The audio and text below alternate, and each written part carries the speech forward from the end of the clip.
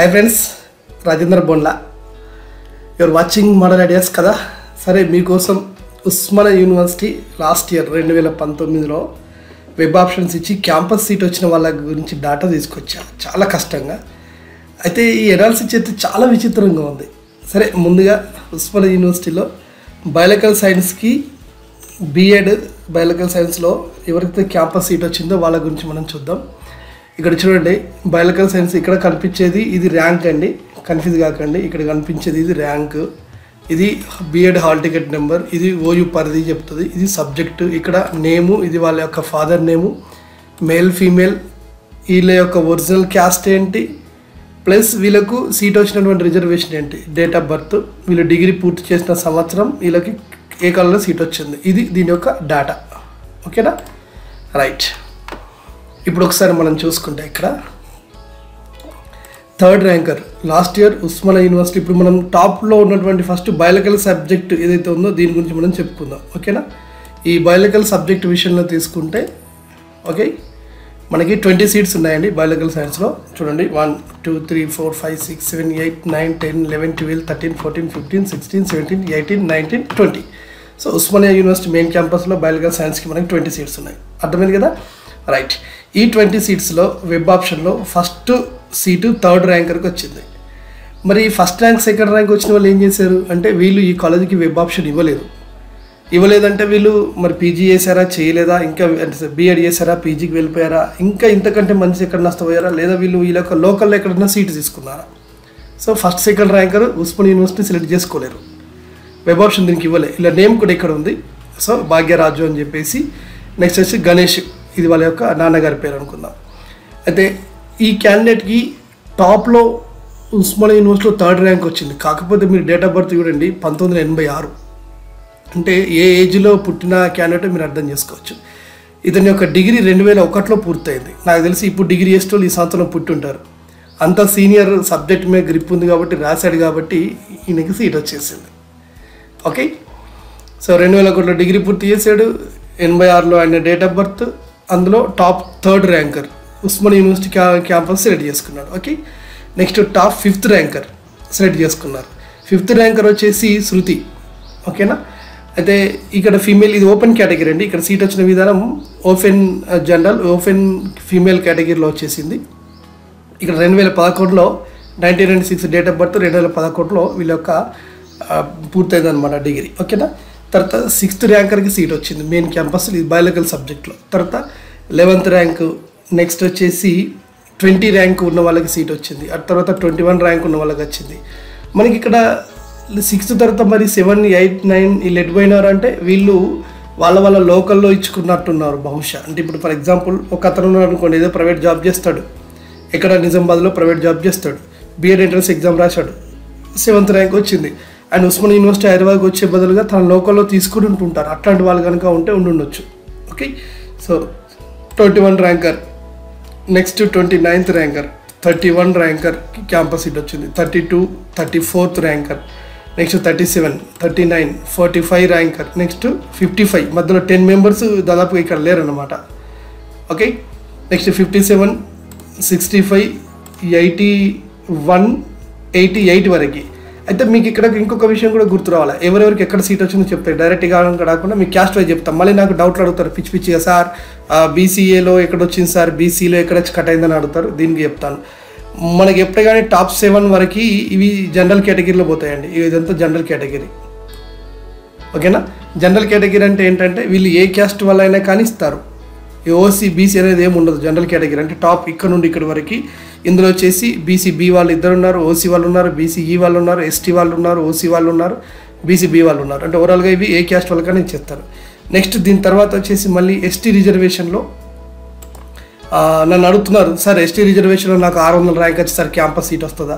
ఇది చూడండి, ST రిజర్వేషన్లో 34 seat ST వాళ్ళు వేసుకుపోయినారు. ఓకేనా, ఇక ఎస్టీ జనరల్లో అయిపోయింది ఇది ఇక్కడ. నెక్స్ట్ బీసీబీ ఎక్కడ కట్ అయింది ఉస్మానియా యూనివర్సిటీలో అంటే, బీసీబీ ఫీమేల్కి 37 ర్యాంక్తో కట్ అయింది లాస్ట్ ఇయర్. ఓకేనా, నేను రిజర్వేషన్ చెప్తున్నాను. ఓపెన్లో మనం చూసుకున్నట్టయితే మరోసారి చెప్తా, ఓపెన్ 32 ర్యాంక్ దగ్గర కట్ అయిందండి. నెక్స్ట్ ఎస్టీ రిజర్వేషన్ వచ్చేసి 34th దగ్గర కట్ అయింది.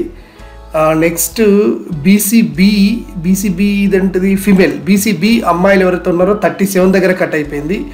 నెక్స్ట్ ఎస్సీ క్యాండిడేట్లు ఎవరైతే ఉన్నారో 39 ర్యాంక్ దగ్గర కట్ అయిపోయింది, అంటే ఎస్సీ ఫీమేల్. ఓకే, ఇక బీసీఏ జనరల్ అంటే ఆడ కానీ మగ కానీ ఎక్కడైనా సరే వీళ్ళకి వచ్చేసి 45 ర్యాంక్ దగ్గర కట్ అయిపోయింది. నెక్స్ట్ వచ్చేసి ఎస్సీ జనరల్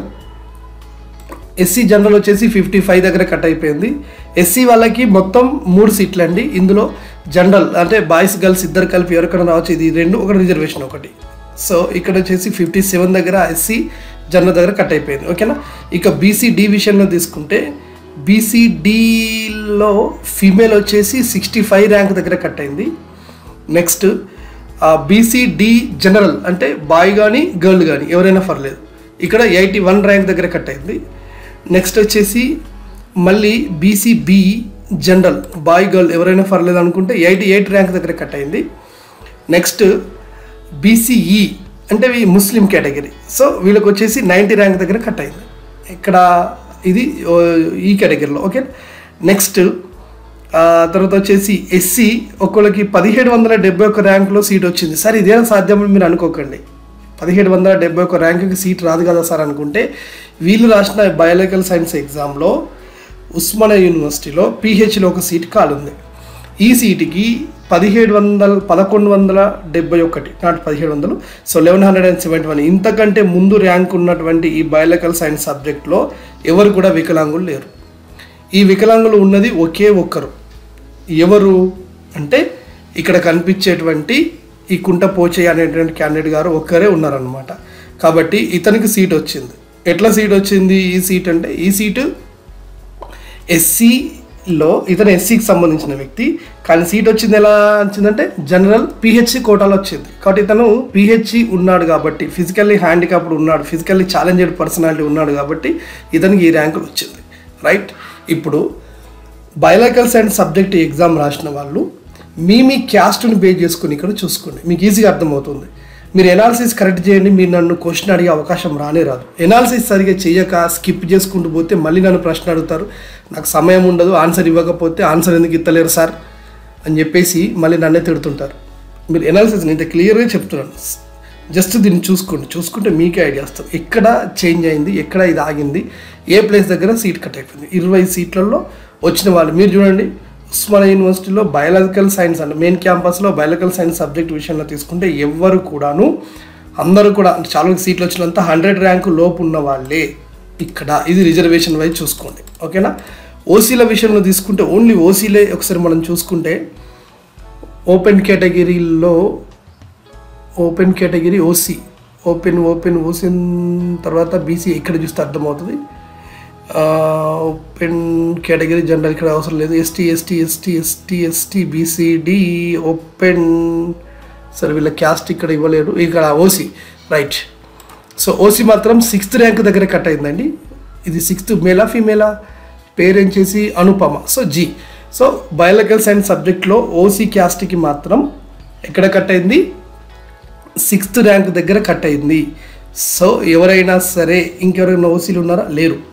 అంటే ఓవరాల్గా చూసుకుంటే ఉస్మానియా యూనివర్సిటీ క్యాంపస్లో పోయిన సంవత్సరం బీఎడ్ ఎంట్రన్స్ ఎగ్జామ్ అంటే ఈ యొక్క వెబ్ ఆప్షన్లో చూసుకుంటే ఒకే ఒక ఓసీ క్యాండిడేట్, ఇద్దరు ఓసీ క్యాండిడేట్లు ఉన్నారు. ఓకే, ఒక ఓసీ క్యాండిడేట్కి వచ్చేసి ర్యాంకు 6th దగ్గర కట్ అయిపోయింది, ఇంకొక ఓసీకి వచ్చేసి 29 దగ్గర కట్ అయింది. అంటే ఈ సంవత్సరం కూడా మీరు ఓసీ అయ్యుండి కూడా 29 లోపు ర్యాంకు 30 లోపు ర్యాంకు ఉంటే కనుక మీరు ఎక్స్పెక్ట్ చేయొచ్చేమో.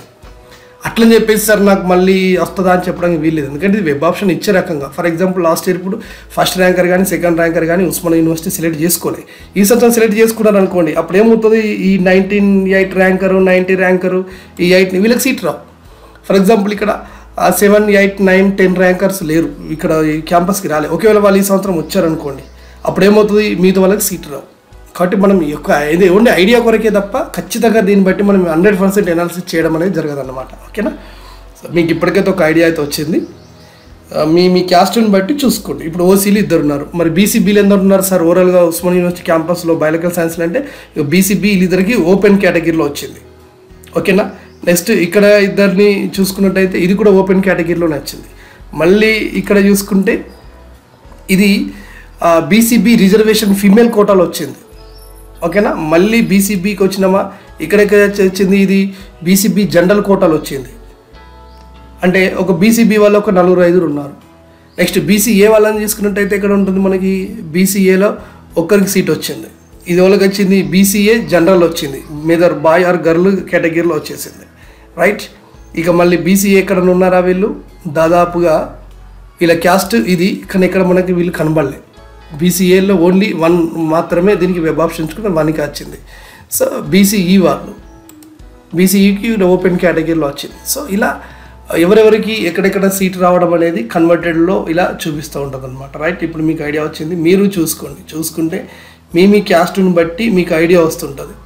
ఇక్కడ చూడండి, వీళ్ళెవరు, దుర్గా రాణి.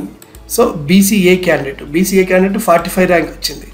సో ఇదే బీసీఏ క్యాండిడేట్కి బీసీఏ జనరల్లో సీట్ వచ్చేసింది. మళ్ళీ ఇంకెవరైనా బీసీఏలు ఉన్నారా అంటే అసలు లేరు ఇక, రైట్. ఒకే ఒక్క సీటు బీసీఏలో ఉస్మానియా యూనివర్సిటీలో, అది కూడా జనరల్లో వచ్చేసింది. అంటే ఇప్పుడు మీరు బీసీఐ ఉంటే కనుక 45 ర్యాంకు లోపు ఉంటే కనుక మీరు నేను ఎక్స్పెక్ట్ చేయొచ్చాము. ఇది చూసుకోండి, ఓకేనా.